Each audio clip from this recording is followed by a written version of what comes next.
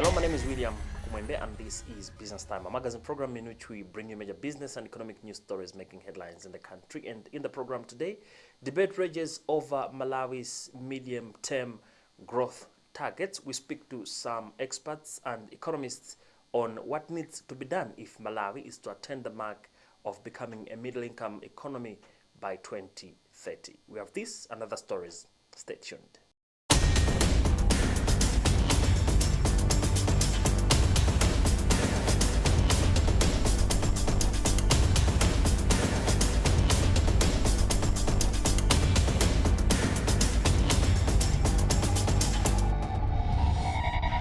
Hello and welcome. This is Business Time, and our main story in the program today.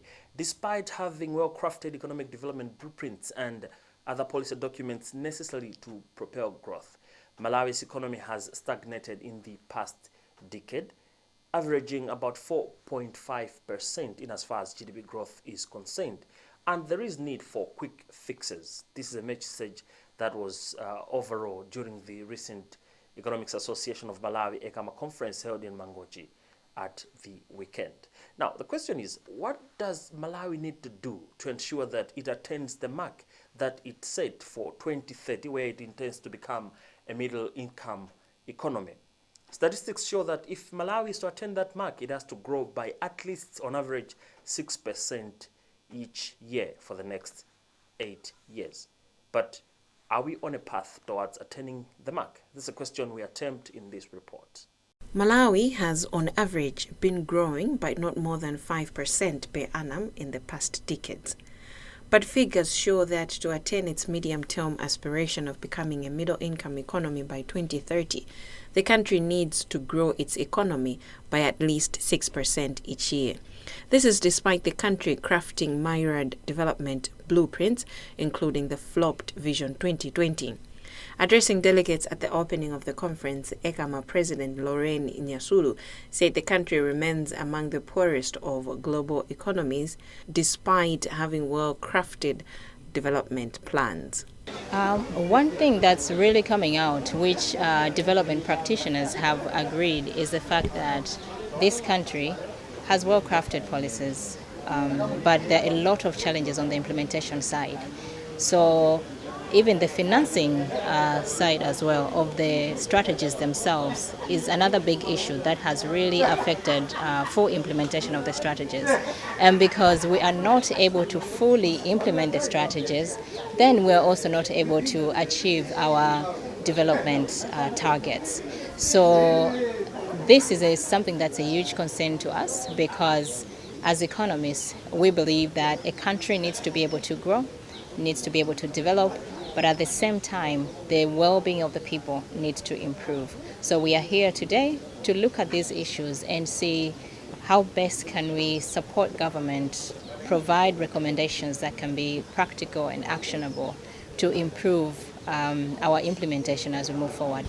True, I mean, rightfully so, that question needs to be asked, and that's why we are here, because as you all know, when you look at the Vision 2020, the aspirations are just the same as what we're aspiring for now in the Malawi 2063, hoping to achieve that by 2030. So we want to start to interrogate these issues, because if we continue the way we have been doing things, then we see that we will not be able to achieve.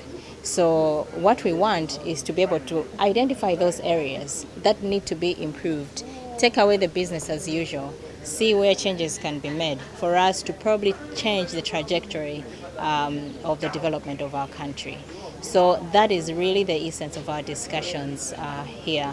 Figures she presented show that as of 2020, about 50.8% of the population was poor, relatively unchanged from 50.7% reported in 2010, and with little progress compared to 2005 at 52.4%. In his remarks, Finance Minister Sosthene Gwengwe said most Malawians have been too passive despite pressing Capitol Hill for tough measures to help address the economic bottlenecks rocking the country, which he said has partly derailed growth.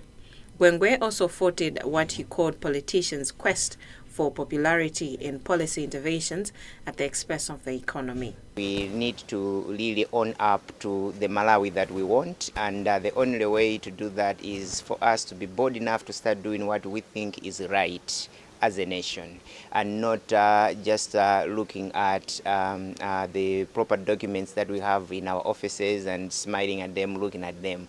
We need to go beyond those documents and start looking at what is it that we can do to start turning things around. Now, moving from the documents to action is not simple at all, and that requires a lot of commitment, and we also need to change our behavior as a nation, because some of the things put into action are never easy, and we need to be able to be bold enough to change the way we behave, because going forward, like we've always said, we need to be self-reliant. So basically what we need to be doing as a country is to put first and foremost our macro fiscal but also macro monetary policies ahead of political overtones, because it is the sound fiscal policies, it is sound macroeconomic policies that are going to transform our country. But populist political pronunciations or actions, they are going to take us backwards, because we can be popular today, but doing the right thing is what we all need going forward. And I can tell you or assure you that His Excellency the President Dr. Chakwera has been emphasizing on the point of us doing the right thing going forward. And people would say, well, that's not political, but we need to do reforms that we think first and foremost put Malawi strides first than political strides. And that's why you've been hearing the President saying, I am serving Malawians, I'm not serving political parties, I'm not serving alliances, I'm not serving anything else. First and foremost, I am doing what is necessary to put the right foundation for Malawi to go forward. But latest data from the World Bank show that the number of Malawians living below the international poverty line of $2.15 was seen at 71 in 2022, a figure expected to remain static in 2023 due to the country's lack of sustained economic growth. Meanwhile, the Reserve Bank of Malawi has recommended a downward review of the medium-term growth projection to reflect the current situation. Malawi's economy has been riddled with a number of challenges, both exogenous and structural, which have been stifling potential for growth in the country. Now, Reserve Bank Governor is Wilson Banda. I caught up with him to find out his views and what needs to be done.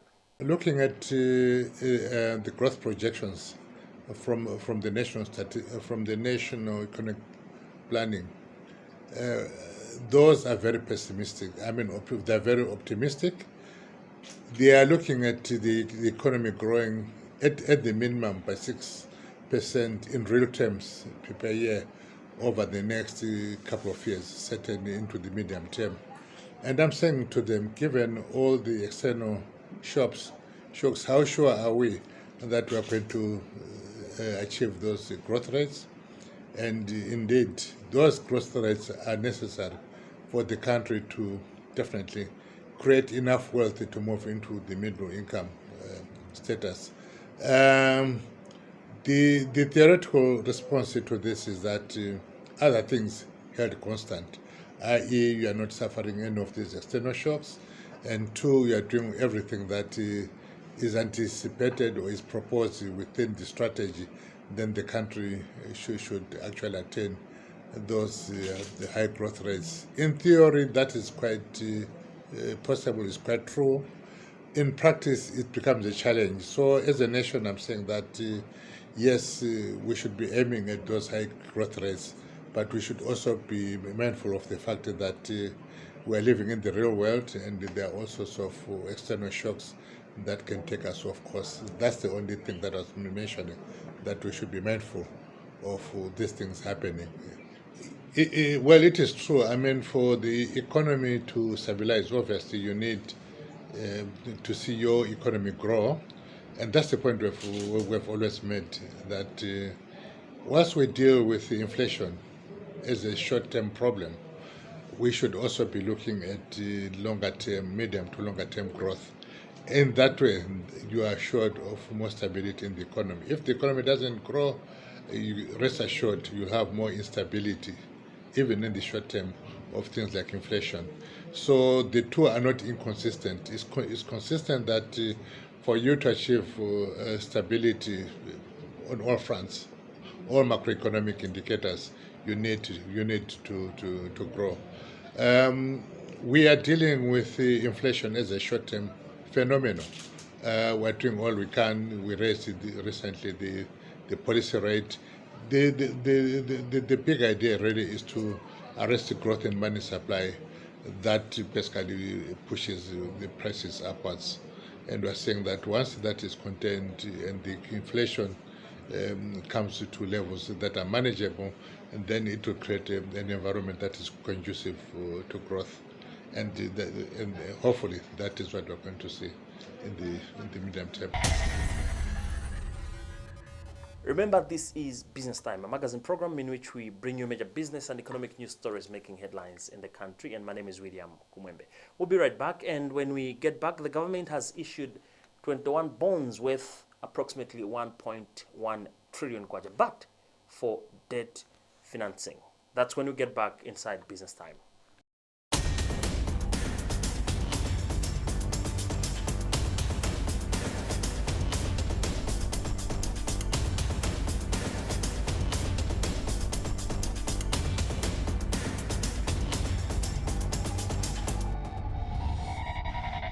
Welcome back. This is Business Time, a magazine program in which we bring you major business and economic news stories making headlines in the country. And moving on with the program, the government has issued 21 bonds worth about 1.1 trillion kwacha in form of treasury notes to be secured through the Malawi Stock Exchange for debt financing. Now, Malawi Stock Exchange Chief Executive Officer John Kamanga has since described the move as a positive sign that the market has vast potential. Our journalist Justin Mkweu caught up with Kamanga in this interview.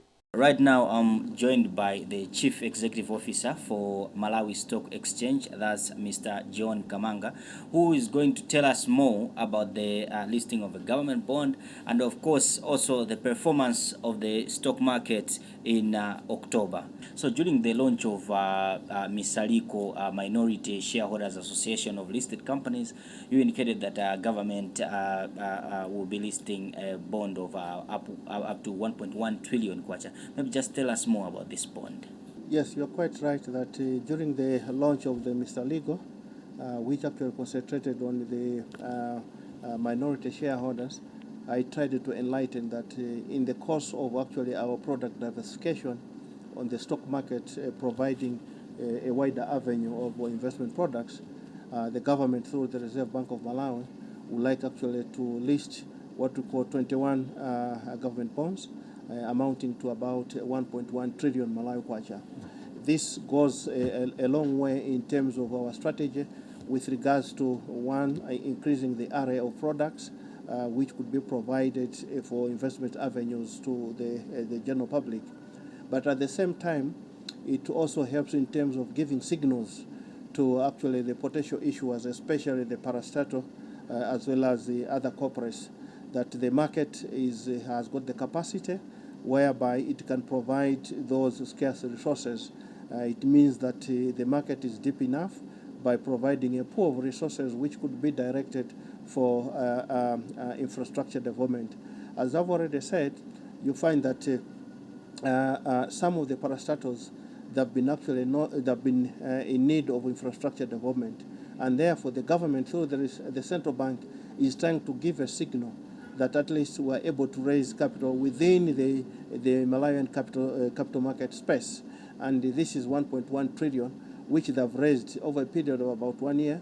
And some of these products, they are ranging from about 2 to about up to 10 years, actually to be listed on the Malawi Stock Exchange. So it's going to provide an avenue to the investing public that those who may not be in a position to invest in the equity, they could also participate actually on the bond market. They are offering actually good returns. Some of them actually up to 13%, 18%, and based on the discounting rate which they used, some that at least are even at 20%. So, which means that at least even the investing public would be in a position actually to realize income from this. And these, which I'm trying to say that as much as through what we call debt financing, but at least they are providing an avenues whereby the government as well as parastatal, they can actually raise capital on the stock market for infrastructure development. And you find that for the infrastructure development, at least it also meets in terms of one of the themes under the 2063 vision in terms of inclusiveness on wealth creation.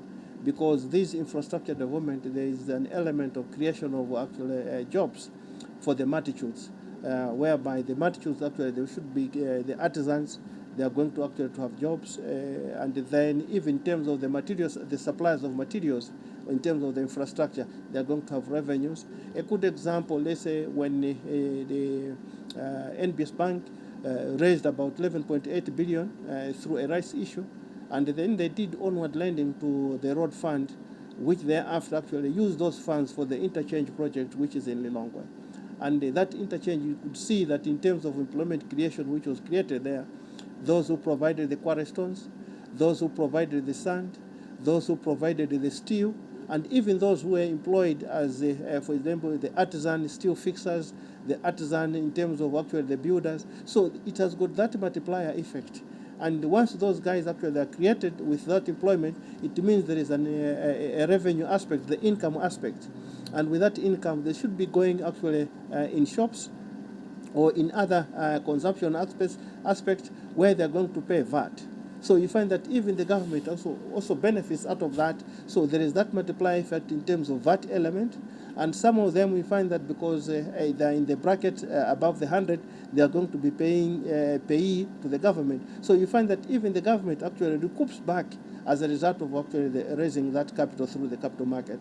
And we're encouraging the general public, especially the corporate state-owned enterprise, that the market is deep enough. And you can see that with regards to the pension funds, we're in excess of about 1.4 trillion Malawi kwacha. And these actually looking for investment avenues. Above that, we have high net worth individuals, even high net worth companies, which are also looking for funds, areas where they can invest those funds for the benefit of the Malawians. So I'd encourage the corporates, both private as well as public, as well as even the government, to continue sending the signals to our economic players that the market is deep enough to accommodate those capital or financial resource needs. Even though that sounds like good news or good development, but the Minister of Finance himself, Sosthene Gwengwe, says maybe the affordability is the one that also pushes parastatals or even government enterprises to borrow from outside rather than raising funds on the Malawi Stock Exchange, to say that maybe it is cheaper to borrow from outside the country from international lenders than to have them raising funds on Malawi Stock Exchange. Maybe how would you respond to that? I think you are quite right. However, that I would say that the major problem which they have is that in terms of they are not putting in our economics, would say the parity aspect. The parity aspect comes in with regards to the exchange rate aspects. For example, that you'll find that yes, you may borrow from outside at 4%, and then here the average rate within the, let's say in terms of the fixed income, is around 10 to 12%. So if you compare on that aspect, on the normality aspect, you find that at least it becomes expensive.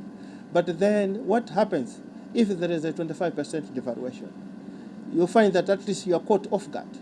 So in terms of, if you include in the parity aspect in terms of comparability, you find that at least it's much, much cheaper to borrow actually domestically, because you'll be paying the same kwacha, other than actually if you borrow outside, yes, you may borrow at 6% or 4%, but once there's going to be a devaluation or a depreciation of the kwacha, you find that in terms of mobilization of the local resources to meet the repayment, it is going to be more expensive than actually the domestic aspect. The other aspect is that if you also include the cost of exporting jobs, once you borrow outside, it means you are exporting your local jobs to the outsiders, because you are creating wealth to those lenders. Now moving on to other business news, Speaker of Parliament Catherine Kotanihara has emphasized the need for introduction of insurance among tobacco farmers and a contract system to protect them from contractual obligation in an event of poor yield. This was said recently when the JTI Malawi toured some farms in Mzimba to find out how their farmers are faring ahead of the 2022-2023 farming season. Our journalist Chimwemwe Mangazi was there and now reports. During the tour, Hara took time to question JTI officials on issues that border on farmers' exploitation in the tobacco industry. On crop insurance, she emphasized the need for more research before such a move is implemented. I think it's something that needs serious thought, because these farmers are now going into contract. It means you're making an agreement with somebody. For example, they're having an agreement with the laborers.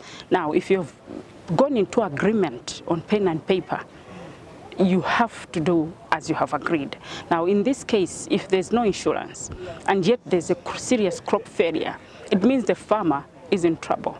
So that's something that I think needs serious thought. If the farmers are going into these contracts, then definitely the issue of crop insurance is a must, because there will come a time when the same contract that they're signing with the laborers will haunt them.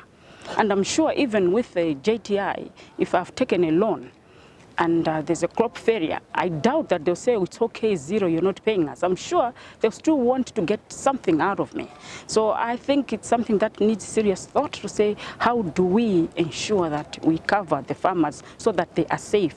Knowing climate change issues now, it's either too much rain, too little rain, or some disaster. So I think it's something that needs serious thought to our farmers, because it is a reality nowadays. JTI Corporate Affairs and Communications Director Limbani Kakome said the law provides for crop insurance, but few farmers are doing it. We have looked at it. The law requires farmers to take crop insurance. The burden is on the farmer so that they can protect themselves before they get contracted. The practice has shown that a very small percentage of growers do face that catastrophe. But it's not something that people should look at blindly, because with climate change, there could be more chances of crop failures. And we are encouraging the regulator to make sure that growers are following the law, which requires them to get crop insurance. Secondly, for us going forward is to work as industry to say what would be the best insurance models for growers. Understanding weather patterns, and also making sure that affordable insurance packages are made available to growers. But this is, I think, an issue of need that needs sensitization. The second point, which might look unrelated to that, goes back to the question of saying diversifying at the farm level. You need complementary crops. Most often when there's a catastrophe, it doesn't hit most of your crops. It will hit one or two, but you can survive on the others. This is a natural insurance that you can take to make sure that your farm is fully diversified, so that you do not rely on one crop in the event that there's a catastrophe with that crop. Last year, the amount of tobacco produced in the country declined due to the late onset of rains, which translated in reduced earnings for the farmers. Well, that interview also brings us to the end of today's edition of the program Business Time, a magazine program in which we bring you major business and economic news stories making headlines in the country. On behalf of the entire production team, my name is William Kumwembe. Always remember, if it doesn't make money, then it doesn't make sense. Stay safe and bye for now.